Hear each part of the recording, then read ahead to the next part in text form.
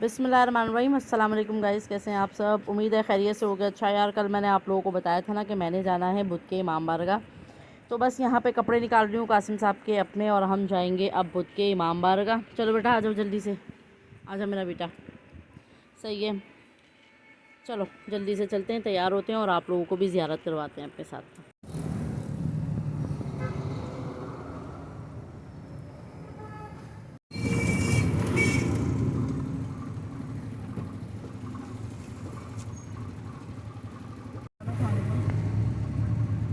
हाँ, वो आपने कहा था ना 4 बजे कॉल कर दिया।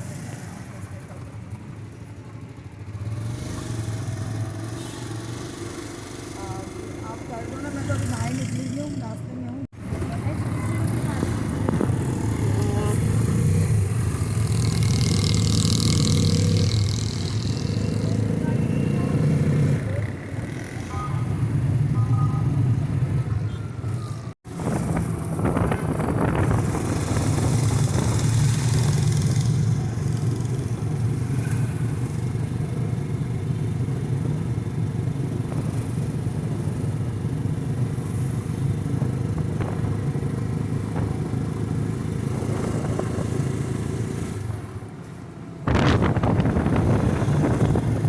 ये वाली गली है ना?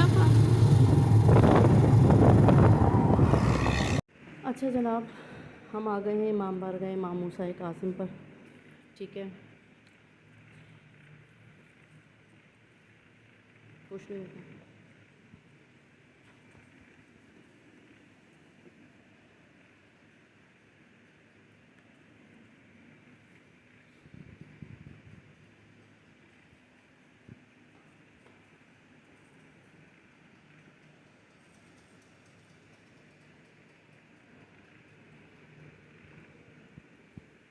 चलें हम चल के दुआ मांग लेते हैं, दुआ मांगने के बाद फिर बस।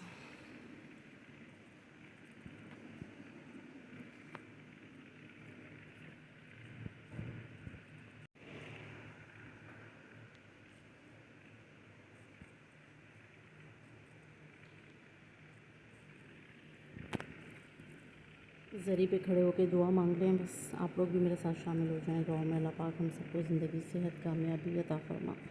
या अल्लाह पाक तमाम बीमारों को सेहत, बीमारी करबला के सदक़े से सेहत अता फरमा। अल्लाह ताला जिन बेटियों की शादियाँ नहीं होती उनकी बेटियों की शादी करा दे, बेटों की शादी करा दे, नेक रिश्ते नेक बर अता कर दे, नेक और सौले औलाद अता कर दे। अल्लाह पाक जो औलाद वाले हैं उनको औलाद की खुशियाँ देखना नसीब फरमा। जो बे औलाद उन्हें जनाब अली असगर के सदक़े से नेक और सौले औलाद अता कर। अल्लाह मेरे बेटी मोहम्मद कासिम को ज़िंदगी सेहत तंदरुस्ती अता फरमा, हर नेक मकसद में कामयाबी अता फरमा। मेरे शोहर अरमान अली को ज़िंदगी सेहत अता फरमा।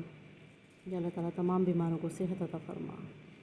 या अल्लाह ताला जो भी नेक हाजात इस इमाम बारगाह में लेकर आते हैं उन तमाम की नेक हाजात को मुझ समेत, मेरी बहन समेत, मेरे भाई समेत, मेरी माँ समेत सबकी नेक हाजात को पूरा फरमा। सबकी मुश्किलात को अपनी रहमत से आसान फरमा। मेरे बेटे मोहम्मद कासिम को ज़िंदगी तंदरुस्ती सेहत अता फरमा, हाथ बिल खैर अता फरमा, कामयाबी अता फरमा। करबला की, मदीने की, मक्के शरीफ की ज़ियारत नसीब फरमा अल्लाह ताला।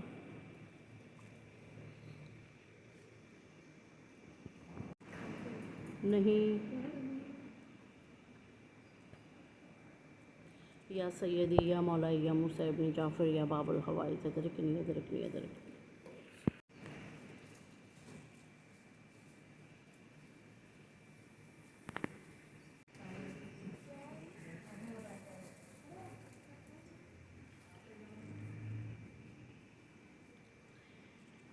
या मेरे मौला, या मेरे आका मेरी ज़ियारत को कबूल फ़रमाए।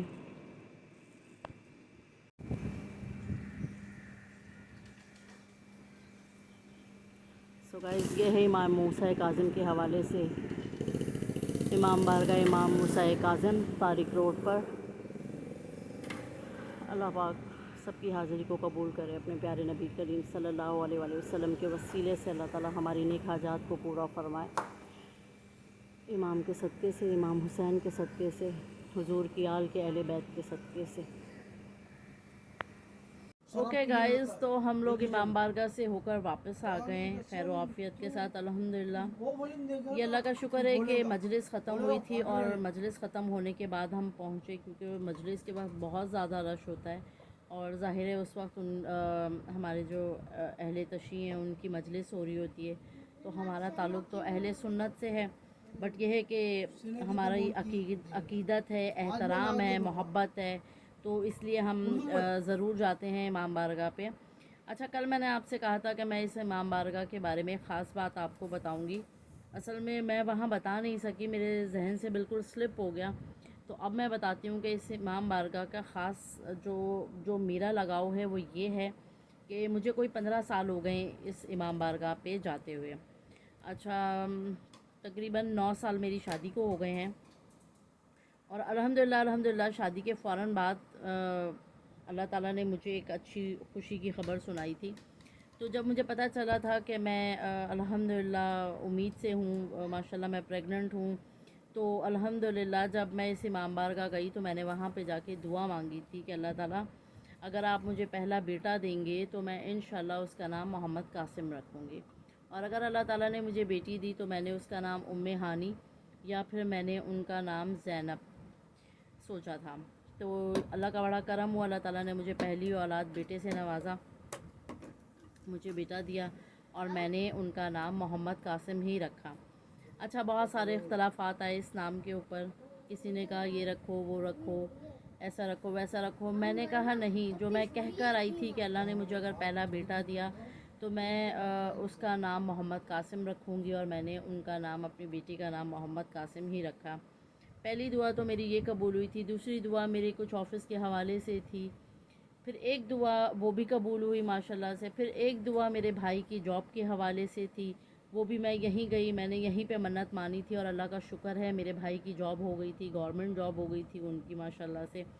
تو یہ بھی میری یہیں پہ میرا چوتھا یا پہلا بت تھا میرا، میں نے آپ کو بتایا تھا کہ اس امام بارگاہ میں 8 بت پورے کرنے ہوتے ہیں، اور 8 بت کرنے سے یہ ہوتا ہے کہ آپ کی جو بھی منت ہوتی ہے وہ الحمدللہ میں نے ہمیشہ یہی سنا ہے، یہی دیکھا ہے کہ 8 بت سے پہلے جو منت ہوتی ہے، جو حاجت ہوتی ہے وہ پوری ہو جاتی ہے۔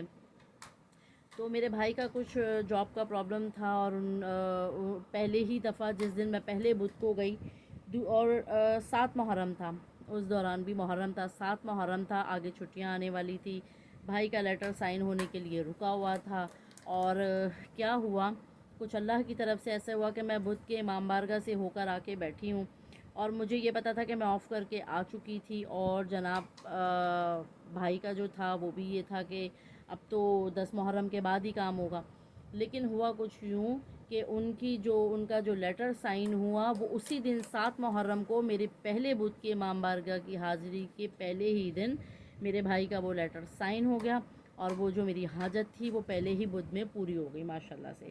تو یہ میری 3 منتیں تو اس بدھ کے امام بارگاہ سے ہی، جو نورانی کباب والی طارق روڈ کی طرف جا رہا ہے راستہ، نورانی کباب والی گلی، اس گلی میں جا کے یہ امام بارگاہ ہے ماشاءاللہ سے، اور بہت مشہور ہے، یہ اپنی حاجات کے حوالے سے مشہور ہے، اس میں 8 بت پورے کرنے ہوتے ہیں، اور اس امام بارگاہ کا نام ہے امام بارگاہ موسیٰ کاظم۔ تو ظاہر اہل بیت ہیں، حضور کی آل ہیں، حضرت علی کی آل ہیں، تو ایسا تو ہو نہیں سکتا کہ دعائیں مانگی جائیں اور دعائیں رد ہو جائیں۔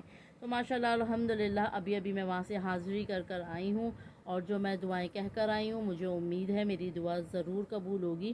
اور سب سے اہم جو چیز میں آپ کو ایک اور اپنی جو منت تھی، میری حاجت تھی، وہ میں بتاؤں کہ ارمان صاحب کو 2020 میں برین ہیمریج ہو گیا تھا، اور بالکل ہی جو ہے وہ بہت ہی کرٹیکل کنڈیشن میں تھے، اور بہت بری ان کی حالت تھی۔ بس اللہ کا کرم ہوا کہ میں نے جب ارمان صاحب ہاسپٹل میں ایڈمٹ تھے، آئی سی یو میں تھے، تو جناب میں یہاں اس امام بارگاہ گئی، میں نے جا کے اپنی التجا کی، اپنی عرض کی، اپنی حاجت بیان کی، تو الحمدللہ میرا تیسرا یا چوتھا بدھ تھا، چوتھے بدھ کے دوران ہی ماشاءاللہ الحمدللہ ارمان صاحب ہاسپٹل سے جو ہے وہ مطلب ریکور ہونا شروع ہوئے، اور ماشاءاللہ وہ بہتری کی طرف آئے۔ اللہ کا بڑا کرم ہوا، اللہ تعالیٰ نے میرے شوہر کو نئی زندگی دی، شکر ہے پروردگار کا۔ تو بس یہی ایک چھوٹی سی بات تھی جو میں نے آپ لوگوں سے شیئر کرنی تھی کہ یہ امام بارگاہ خاص طور پہ حاجات کے لیے مشہور ہے، تو میں اپنی ساری حاجات آج بھی دے کر آئی ہوں۔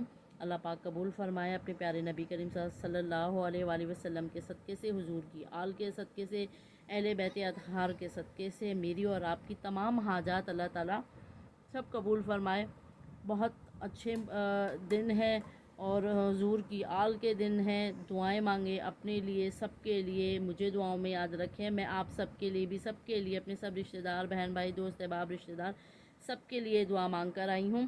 دیکھیں یہ امام بارگاہ ضروری نہیں ہے کہ اس میں صرف اہل تشیع حضرات جائیں گے، اس میں شیعہ سنی ہمارے جو ایریا کا امام بارگاہ ہے، آپ یقین کریں کہ اس امام بارگاہ کے اندر میں نے ہندوؤں کو چڑھاوے چڑھاتے ہوئے دیکھا ہے علم پہ۔ اور جو 7 محرم کو جو امام حضرت قاسم علیہ کی جو مہندی کا دن خاص طور پہ مشہور ہے، اس دن میں نے دیکھا ہے کہ ہندو برادری کے لوگ جناب قاسم کے حوالے سے آتے ہیں اور اپنی جو بیٹیاں ہوتی ہیں ان کے لیے منتیں اٹھاتے ہیں، جو بیٹے ہیں ان کے لیے منتیں اٹھاتے ہیں شادی کے لیے۔ تو اور 9 محرم کی رات کو بہت رش ہوتا ہے۔ تو اس کا تعلق کسی بھی فرقے، کسی قبیلے، کسی قوم سے نہیں ہے۔ امام حسین سب کے ہیں کیونکہ وہ رحمت للعالمین کے نواسے ہیں۔ جب نانا اتنے رحمت للعالمین ہیں تو نواسے کی کیا شان ہوگی، ٹھیک ہے؟